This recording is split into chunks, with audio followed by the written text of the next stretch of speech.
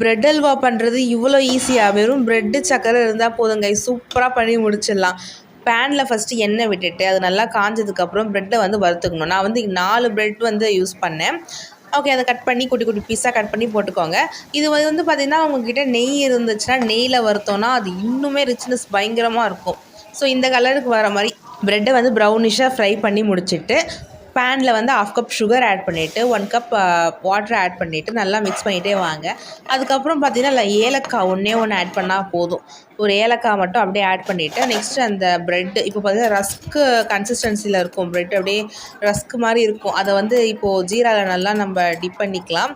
ஒரு 2 மினிட்ஸ்க்கு அப்புறம் பார்த்திங்கன்னா நல்லா கொதி வந்ததுக்கப்புறம் அந்த நல்லா ஊறிட்டுருக்கும். ஸோ அதுக்கப்புறம் பம்ப்கின் சீட்ஸ் வந்து ஆட் பண்ணிக்கோங்க. இல்லை முந்திரி எது இருந்தாலும் ஆட் பண்ணிக்கோங்க. நான் பம்ப்கின் சீட்ஸ் ஆட் பண்ணிக்கினேன்.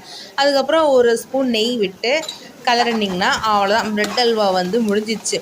நான் இந்த ரெசிப்பியை வந்து யூடியூப்பில் பார்த்தேன். என்னடா ப்ரெட் அல்வா பண்ணுறது இவ்வளோ ஈஸியாக, சரி பண்ணி பார்ப்போன்னு பண்ணேன். ரொம்ப குயிக்காக பண்ணி முடிச்சிட்டேன். டேஸ்ட்டும் பார்த்திங்கன்னா சூப்பராக இருந்துச்சு. நீங்களும் ட்ரை பண்ணி பாருங்கள்.